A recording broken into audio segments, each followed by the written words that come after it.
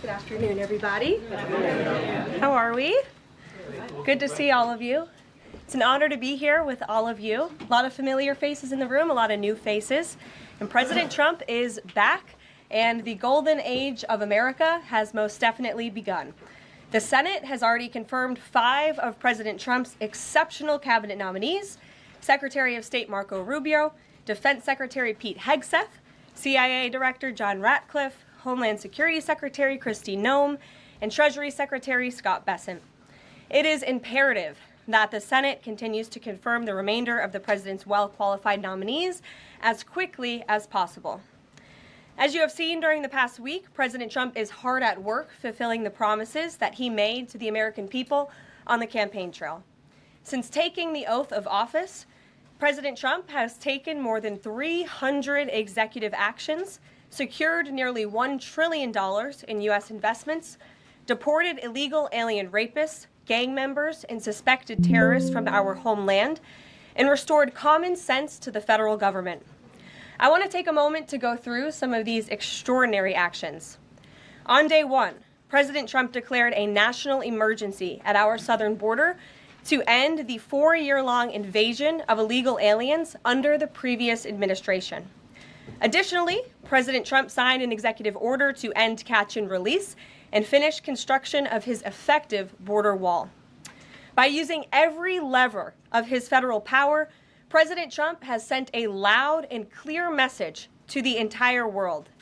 America will no longer tolerate illegal immigration, and this president expects that every nation on this planet will cooperate with the repatriation of their citizens. As proven by this weekend, when President Trump swiftly directed his team to issue harsh and effective sanctions and tariffs on the Colombian government, upon hearing they were denied a U.S. military aircraft full of their own citizens who were deported by this administration. Within hours, the Colombian government agreed to all of President Trump's demands, proving America is once again respected on the world stage. So, to foreign nationals who are thinking about trying to illegally enter the United States, think again. Under this president, you will be detained and you will be deported. Every day, Americans are safer because of the violent criminals that President Trump's administration is removing from our communities. On January 23rd, ICE New York arrested a Turkish national for entry without inspection who is a known or suspected terrorist. On January 23rd, ICE San Francisco arrested a citizen of Mexico unlawfully present in the United States who has been convicted of continuous sexual abuse of a child aged 14 years or younger. ICE St. Paul has arrested a citizen of Honduras who was convicted of 4th-degree criminal sexual conduct with a minor. ICE Buffalo arrested a citizen of Ecuador who has been convicted of rape. ICE Boston arrested a citizen of the Dominican Republic who has a criminal conviction for 2nd-degree murder. This criminal was convicted of murder for beating his pregnant wife to death in front of her 5-year-old son. And ICE St. Paul also arrested a citizen of Mexico who was convicted of possessing pornographic material of a minor on a work computer. These are the heinous individuals that this administration is removing from American communities every single day, and to the brave state and local law enforcement officers, CBP, and ICE agents who are helping in the facilitation of this deportation operation, President Trump has your back, and he is grateful for your hard work. On the economic front, President Trump took immediate action to lower costs for families who are suffering from 4 long years of the Biden administration's destructive and inflationary policies.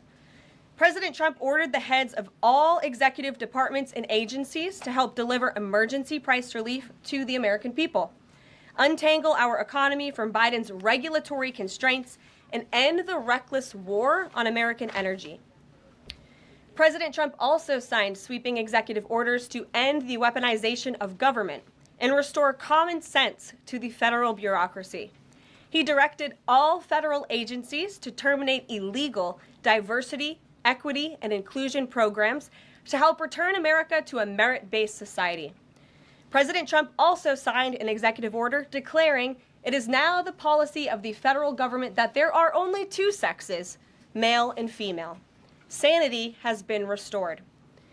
Before I take your questions, I would like to point out to all of you once again have access to the most transparent and accessible president in American history.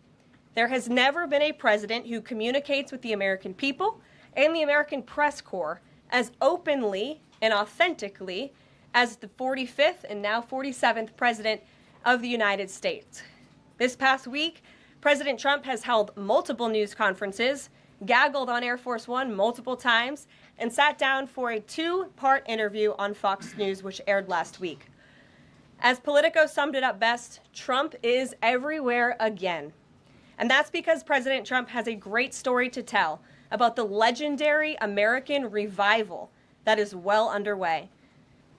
And in keeping with this revolutionary media approach that President Trump deployed during the campaign, the Trump White House will speak to all media outlets and personalities, not just the legacy media who are seated in this room. Because according to recent polling from Gallup, Americans' trust in mass media has fallen to a record low. Millions of Americans, especially young people, have turned from traditional television outlets and newspapers to consume their news from podcasts, blogs, social media, and other independent outlets. It's essential to our team that we share President Trump's message everywhere and adapt this White House to the new media landscape in 2025. To do this, I'm excited to announce the following changes will be made to this historic James S. Brady briefing room, where Mr. Brady's legacy will endure. This White House believes strongly in the First Amendment, so it's why our team will work diligently to restore the press passes of the 440 journalists whose passes were wrongly revoked by the previous administration. We're also opening up this briefing room to new media voices who produce news-related content and whose outlet is not already represented by one of the seats in this room. We welcome independent journalists, podcasters, social media influencers, and content creators to apply for credentials to cover this White House. And you can apply now on our new website, whitehouse.gov/new media. Starting today, this seat in the front of the room, which is usually occupied by the press secretary's staff, will be called the new media seat. My team will review the applications and give credentials to new media applicants who meet our criteria and pass United States Secret Service requirements to enter the White House complex. So in light of these announcements, our first questions for today's briefing will go to these new media members whose outlets, despite being some of the most viewed news websites in the country, have not been given seats in this room.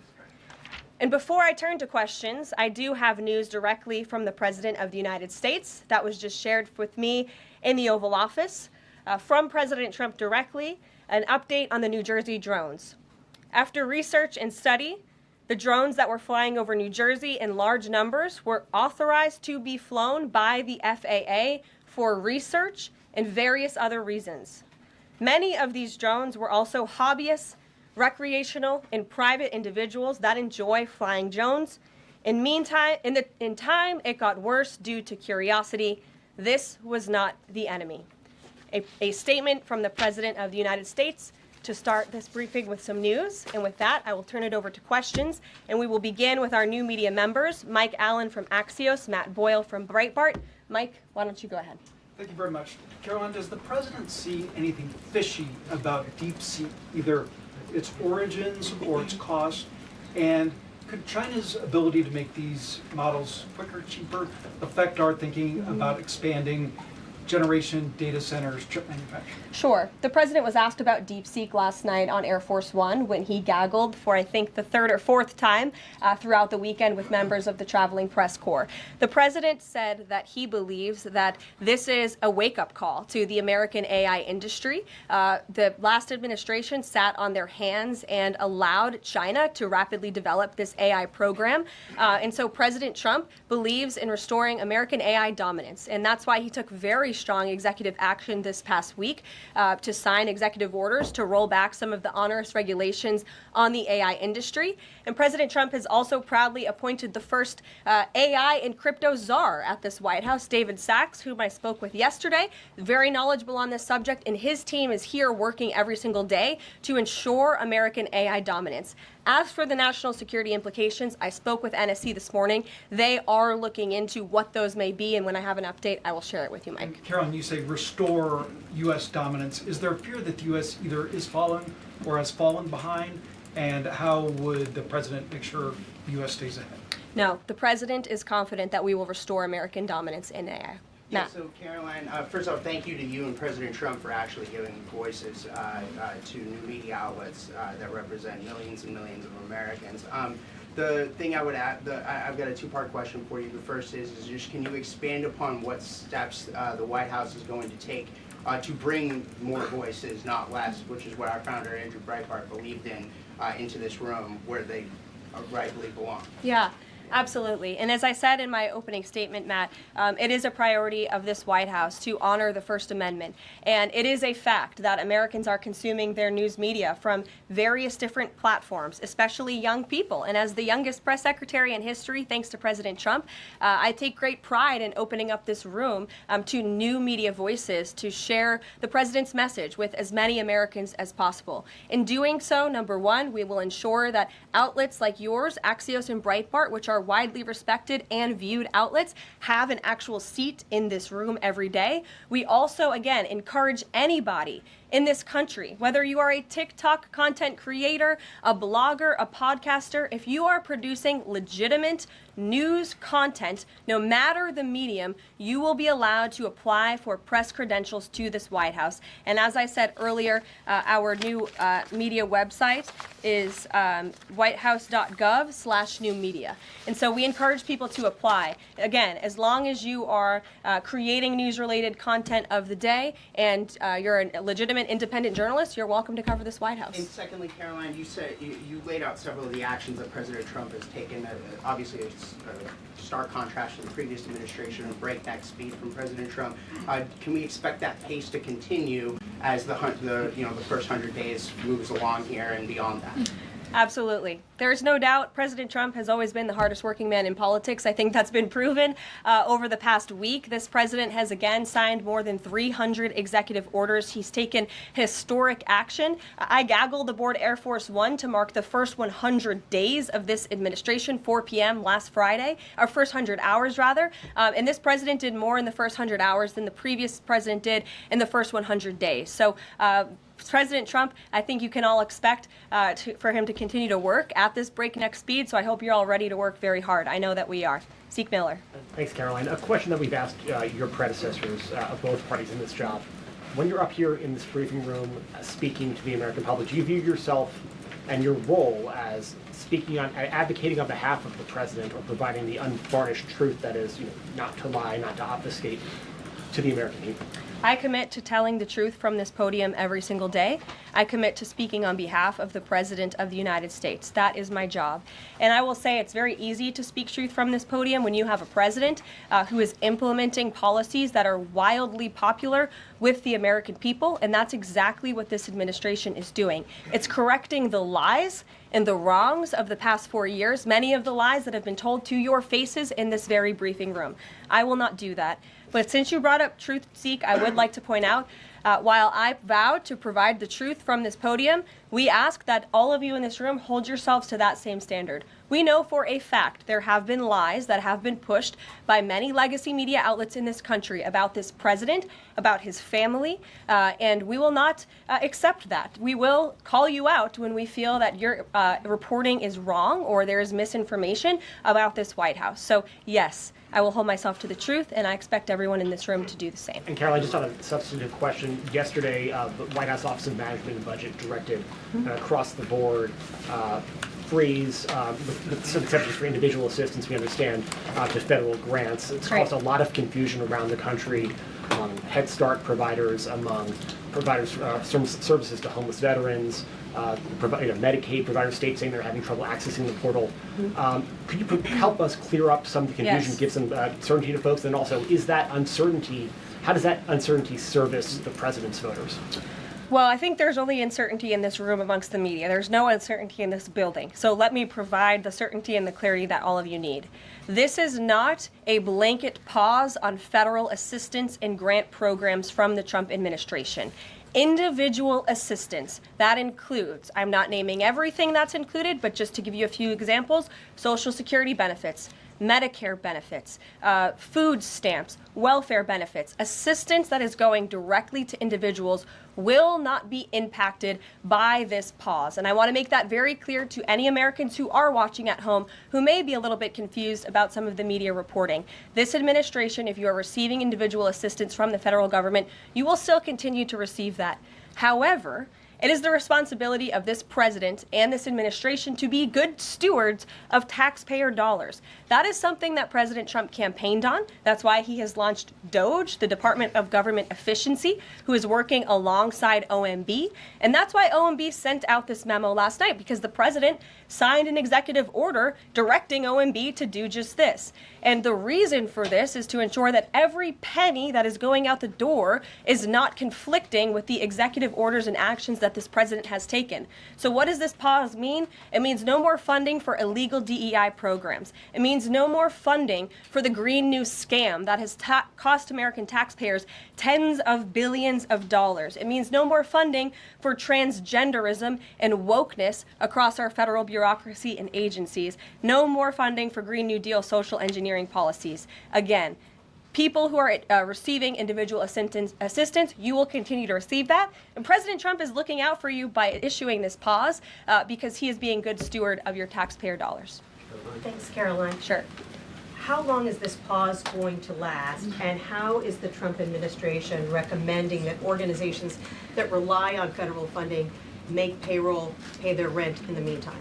It is a temporary pause, and the Office of Management and Budget is reviewing the federal funding that has been going out the door. Again, not for individual assistance, but for all of these other programs that I mentioned. I also spoke with the incoming director of OMB this morning, and he told me to tell all of you that the line to his office is open for other federal government agencies across the board, and if they feel that programs are necessary and in line with the president's agenda, then the Office of Management and Budget will review those policies. I think this is a very responsible measure. Again, the past 4 years, we've seen the Biden administration spend money like drunken sailors. It's a big reason we've had an inflation crisis in this country, and it's incumbent upon this administration to make sure, again, that every penny is being accounted for honestly. Why impose this pause with so little notice? Why not give organizations more time to plan for the fact that they are about to lose, in some cases, really crucial federal funding, at least for a period of time? There was notice. It was the executive order that the president signed. There's also a freeze on hiring, as you know, a regulatory freeze, and there's also a freeze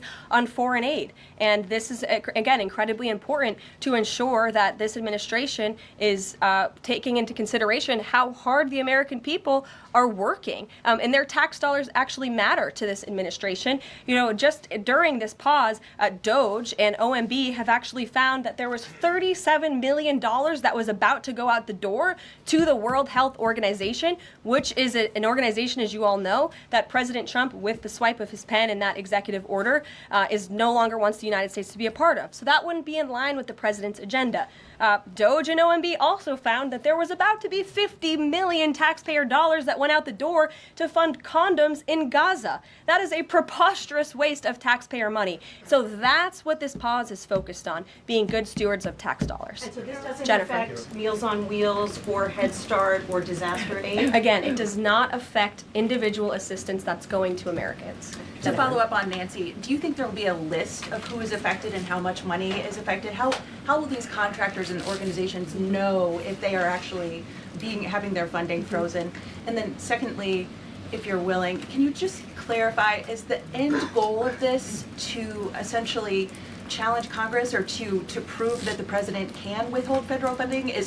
In other words, is this an attempt to pick a fight to prove that he can do this? No, absolutely not. As it says right here in the memo, which I have, and I'd encourage all of you to read it, it says the American people elected President Trump to be the President of the United States and gave him a mandate to increase the impact of every federal dollar.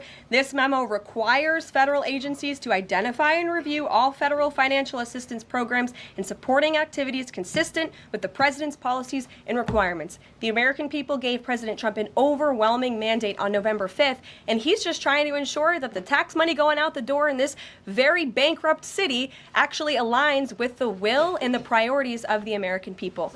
Brian Glenn. Yes. Welcome. You Thank look you. great. You're doing a great job. Thank You talked you. about transparency, and some of us in this room know how just transparent President Trump has been the last 5 or 6 years. I think you'll do the same. My question is, do you think this latest incident with the president of Colombia is indicative of the global, powerful respect they have for President Trump moving forward, not only to engage in economic diplomacy with these countries, but also world peace? Absolutely. I'll echo the answer that the president gave on Air Force One last night when he was asked a very similar question by one of your colleagues in the media. This signifies peace through strength is back. And this president will not tolerate illegal immigration into America's interior. And he expects every nation on this planet, again, to cooperate with the repatriation of their citizens who illegally entered into our country and broke America's laws. Won't be tolerated. And as you saw, the Colombian government quickly folded and agreed to all of President Trump's demands. Flights are underway once again. Deanna. 2 questions on deportations, if I may. President Trump had said on the campaign trail that he would deport pro-Hamas students who are here on visas. And on his first day in office, he signed an executive order that said, quote, the U.S. must ensure that admitted aliens and aliens otherwise already present in the U.S. do not bear hostile attitudes towards its citizens, culture, government, institutions, or founding principles. So should we take this executive order as Trump saying he would be open to deporting those students who are here on visas but, hold pro-Hamas sympathies? The president is open to deporting individuals who have broken our nation's immigration laws. So if they are here illegally, then certainly he is open to deporting them. And that's what this administration is hard at work at doing. We receive data from DHS and from ICE every single day.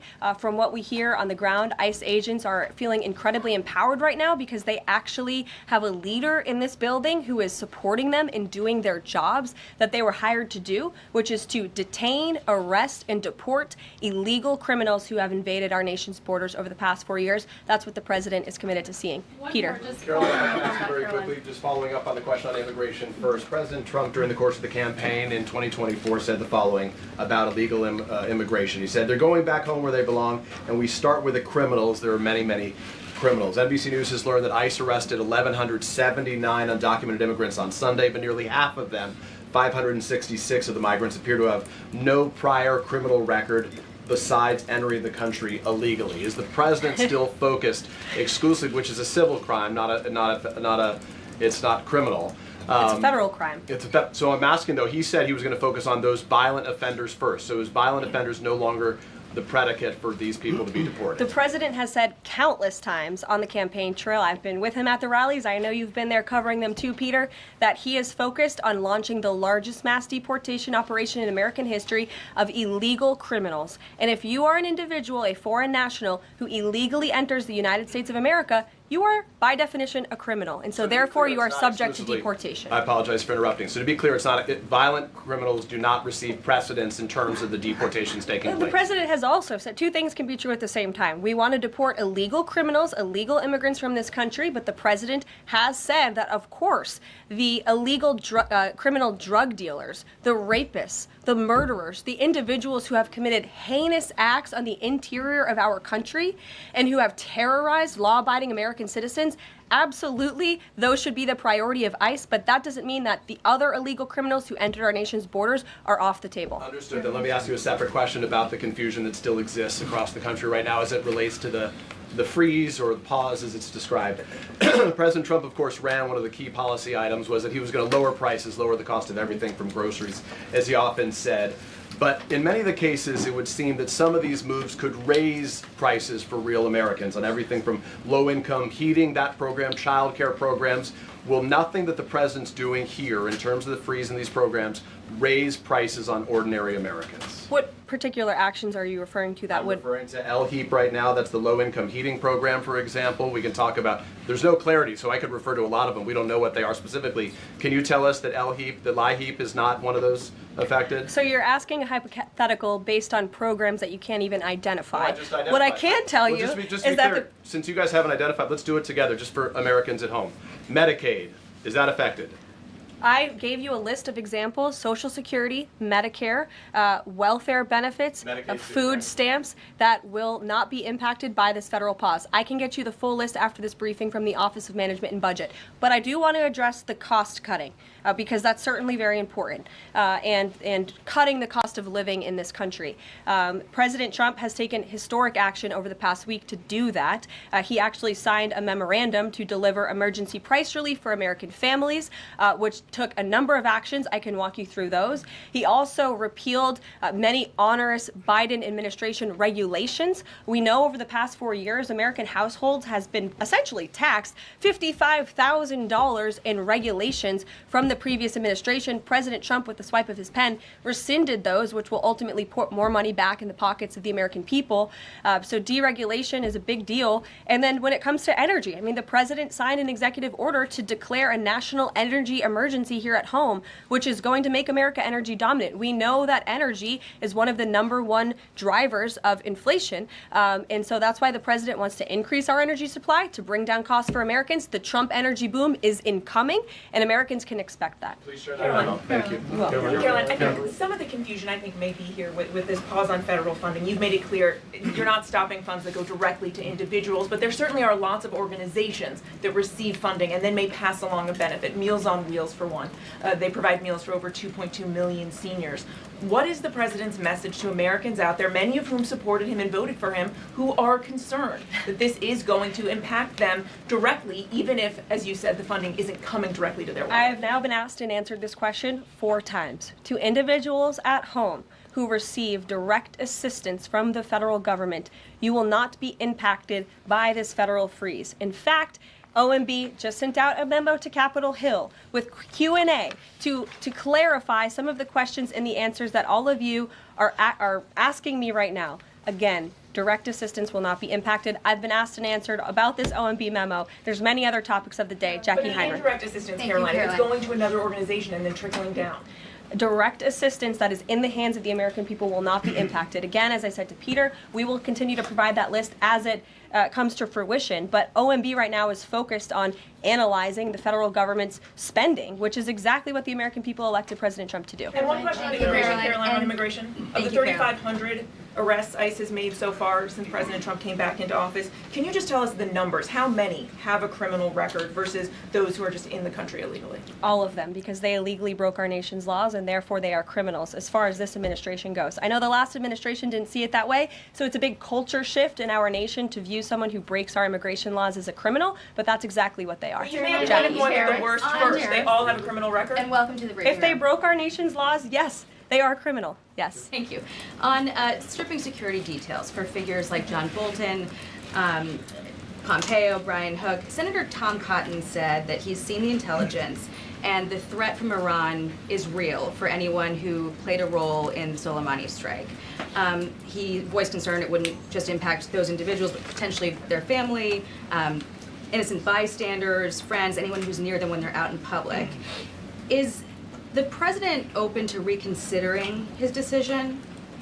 The president was asked and answered this yesterday, and he was firm in his decision despite some of the comments that you had referenced, and he's made it very clear that he does not believe American taxpayers should fund security details for individuals who have served in the government for the rest of their lives, and there's nothing stopping these individuals that you mentioned from obtaining private security. That's where the president stands on it. I have no updates on that. Is there any concern that this decision might jeopardize the administration's ability to hire the best advisors for these kinds of positions in the future? No, in fact, I've talked to the Presidential Personnel Office, who has told me directly that there is such an influx of resumes for this administration that it's incredibly overwhelming. There is no lack of talent for the Trump administration. Reagan Reed. Would he take any responsibility if anything happened to these people? Would he feel at all that his decision was a factor in that? The president was asked and answered this yesterday. I defer you to his Thanks, comments. Karoline. Reagan, since you're in the back row, I hear you. The back row hasn't gotten much attention in the last 4 years, so I'm happy to answer your question. I can project. Does the president intend to permanently cut off funding to NGOs that are bringing illegal foreign nationals to the country, such as Catholic charities? I am actually quite certain that the president signed an executive order that did just that, and I can point you to that. One more, Caroline. President Trump issued an executive order on increased vetting for refugees in visa applications. Right. Part of that order was considering an outright ban for countries that have deficient screening processes.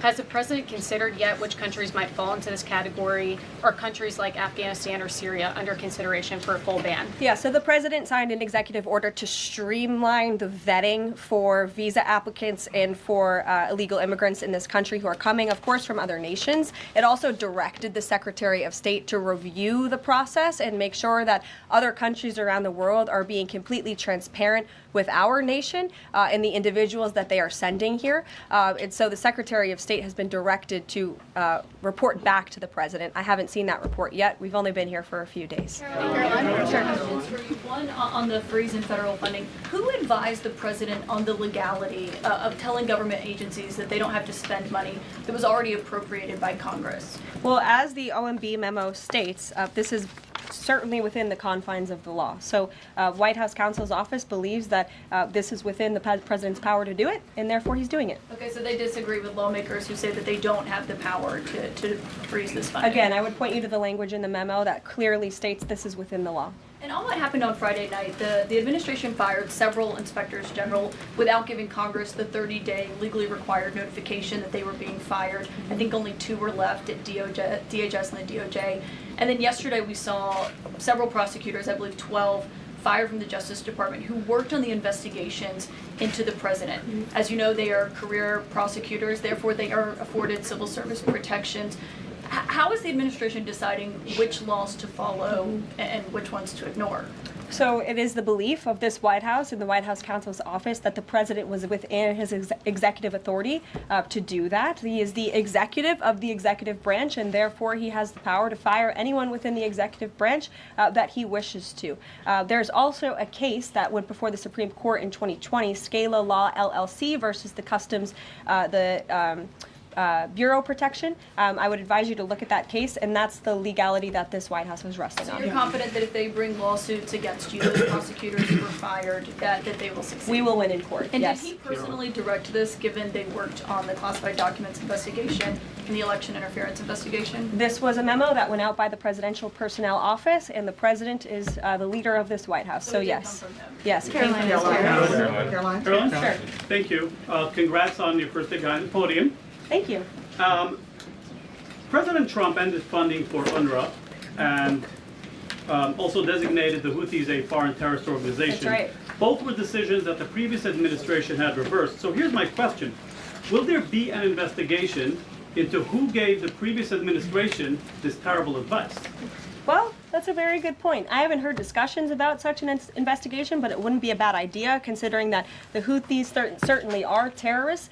They have launched attacks on U.S. naval ships across this world, and so I think it was a very wise move by this administration to redesignate them as a terrorist group, because they are, and I think it was a foolish decision by the previous administration to do so. As for an investigation, I'm not sure about that, but it's not a bad idea. Josh. Thank you for the question. I appreciate it. Can you give us an update on the president's plans for his tariff agenda? He spoke a lot about this yesterday, and there's a couple of dates coming up that he's spoken to. Number one, February 1st, he's alluded to both the potential for tariffs for Canada and Mexico, but also China to take effect on those days. What's he thinking about that? Yeah. Should those countries expect that? Again, he was asked and answered this question this past weekend when he took a lot of questions from the press, and he said that the February 1st date for Canada and Mexico still holds. What about the China 10% tariff that he also had mused about last Tuesday going into effect on the same day? Yeah, the president has said that he is very much still considering that for February 1st. Separately, yesterday he talked also about sectoral tariffs on, for instance, pharmaceuticals as well as semiconductor computer chips. He talked about steel, aluminum, and copper. What's the timeline on those? Is that a similar sort of coming days thing? Yeah, so when the president talked about that in his speech yesterday, that actually wasn't a new announcement. That was within a presidential memorandum that he signed in one of the first days here here in the White House on his America First trade agenda.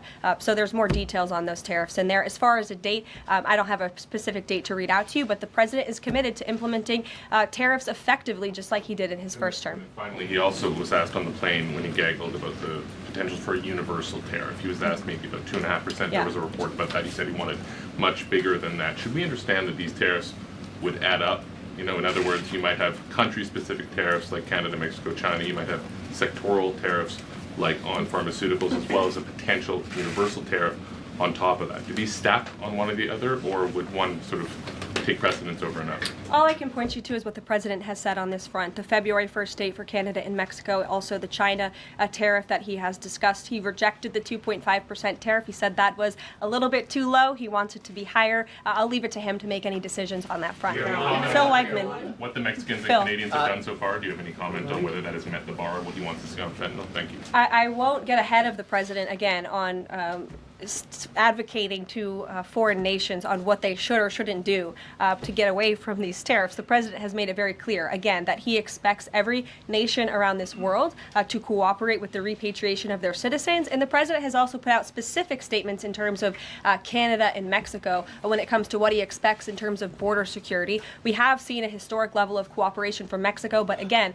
as far as I'm still tracking, and that was last night talking to the president directly, February 1st is still on the books. Phil. Thank you, Caroline. Quick programming note and then a question on taxes. Programming note. Well, in terms of programming, Sounds should we fun. expect to see you here every day? How frequently will these press briefings be? It is a good question, April. So look, the president, as you know, is incredibly accessible. First day here, he wanted all of you in the Oval Office. You got a 60-minute press conference with the leader of the free world while he was simultaneously signing executive orders. I may add that's pretty impressive. I don't think the previous office holder would be able to pull such a thing off. So look, the president is the best spokesperson that this White House has, and I can assure you that you will be hearing from both him and me as much as possible. And then a question about tax cuts. You know, the president has promised to extend the tax cuts from the previous term.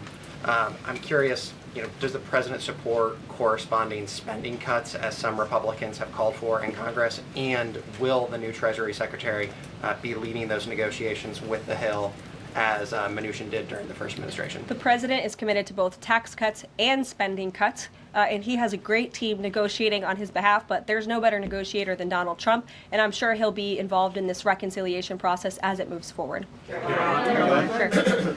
Caroline, in the announcement that you made last night on the Iron Dome, it said the president had directed that the United States will build this Iron Dome. Yeah. When you read into the executive order, it seemed short of that. It asked for a series of studies and reports back to him. Can you tell us whether the president has directed this?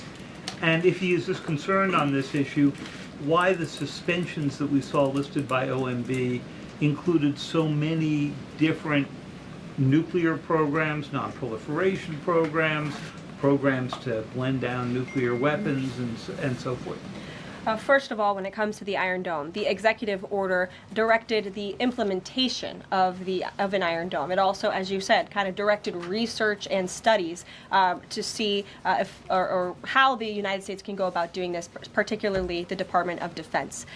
When it comes to the other question that you asked about those specific programs, again, I would say this is not a ban. This is a temporary pause and a freeze to ensure that all of the money going out from Washington, D.C. is aligned with the president's agenda. And as the Office of Management and Budget has updates on what will be kickstarted once again, I will provide those to you. Just to clarify for a sec what you were saying before on Medicaid.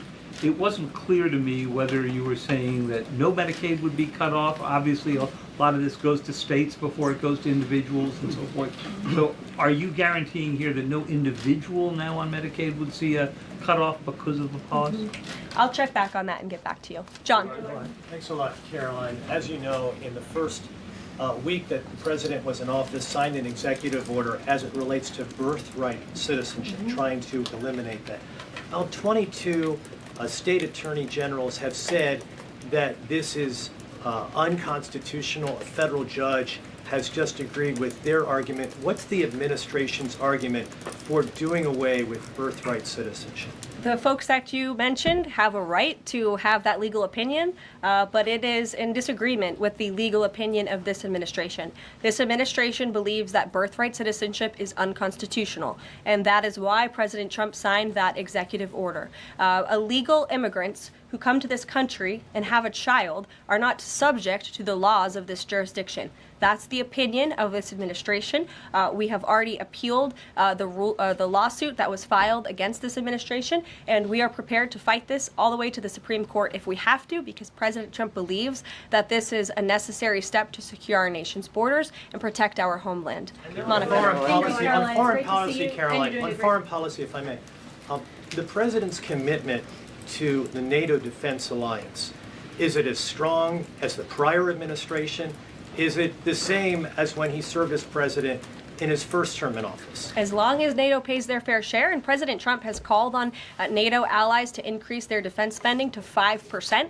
You actually saw the head of NATO at Davos last week on Bloomberg television saying that President Trump is right, and if Europe wants to keep itself safe, they should increase their defense spending. I would just add that there was no greater ally to our European allies than President Trump in his first term. The world for all nations in Europe, and of course here at home, was much safer because of President Trump's peace through strength diplomatic approach. Monica. Thank you, Caroline, and it's great to finally be called on as well in the briefing room. I appreciate that. You're welcome. Of course, we know President Trump just got back from North Carolina and California meeting with victims of natural disasters. There's the 2-year anniversary of the East Palestine, Ohio toxic train derailment. Does the president have any plans to go visit the victims of that toxic spill, or just visit in general? No plans that I can read out for you here. If that changes, I will certainly keep you posted. What I can tell you is that President Trump still talks about his visit to East Palestine, Ohio. That was one of the turning points, I would say, in the previous election campaign, where Americans were reminded that President Trump is a man of the people, and he, as a candidate, visited that town that was just derailed by the train derailment, no pun intended, and he offered support and hope. Just like I saw the president do this past week, it was a purposeful decision by this president on his first domestic trip to go to North Carolina and to California to visit with Americans who were impacted by Hurricane Helene and also by the deadly fires. A red state and a blue state, both of which feel forgotten by the previous administration and the federal government. That is now ended under President Trump. He will continue to put Americans first, whether they're in East Palestine, in Pacific Palisades, or in North Carolina. Sure. Thank you, Caroline. On California, could you please clarify what the military did with the water last night as referenced in the president's Truth Social post? The water has been turned back on in California, and this comes just days after President Trump visited Pacific Palisades, and as you all saw, applied tremendous pressure on state and local officials in Pacific Palisades, including Los Angeles Mayor Karen Bass, to turn on the water and to direct that water to places in the south and in the middle of the state that have been incredibly dry, which has led to the expansion, the rapid expansion of these fires. So could you clarify what the military's role was, where the water came from, and how it got there? Again, the Army Corps of Engineers has been on the ground in California to respond to the devastation from these wildfires, and I would point out that just days after President Trump visited the devastation from these fires, the water was turned on. That is because of the pressure campaign he put on state and local officials there who clearly lack all common sense. And I will never forget being at that roundtable with the president last week and hearing the frustration in the voices of Pacific Palisades residents who feel as though their government has just gone insane. Before President Trump showed up on the scene, Karen Bass was telling private property owners that they would have to wait 18 months to access their private property. So this administration, the president and his team that's on the ground in California, Rick Grinnell, who he has designated to oversee this great crisis, it will continue to put pressure on Karen Bass and state and local officials to allow residents to access their properties. This is a huge part of it. These residents want to take part in their own clearing out of their properties. They should be able to do that. It's the United States of America. What happened to our freedom? Clearly it's gone in California, but not anymore under President Trump. April. Caroline, welcome to the briefing room. Thank you. Several questions. One on the pause. Will minority serving institutions, preferably colleges and universities, have those monies held back temporarily at this moment? Again, I have not seen the entire list because this memo was just sent out. So I will provide you all with updates as we receive them, okay? Also, secondly, when it comes to immigration, there is this southern border focus. What happens to those who've overstayed their visas? That is part of the broken immigration system. In 2023, there was a report by the Biden administration, the Homeland Security Department, that said overstays of visas were 3 times more than usual. Will there be a focus on the overstays for visas as well?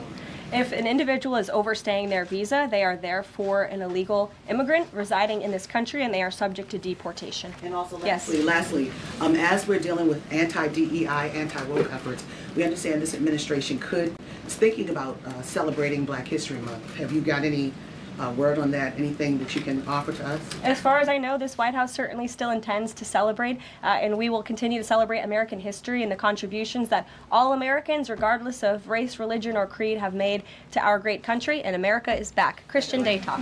Thanks, Caroline. Just real quick, you mentioned the inflation executive order the president signed, but egg prices have skyrocketed since President Trump took office. So what specifically is he doing to lower those costs for Americans? Really glad you brought this up because there is a lot of reporting out there that is putting the onus on this White House for the increased cost of eggs. I would like to point out to each and every one of you that in 2024, when Joe Biden was in the Oval Office or upstairs in the residence sleeping, I'm not so sure, egg prices increased 65% in this country.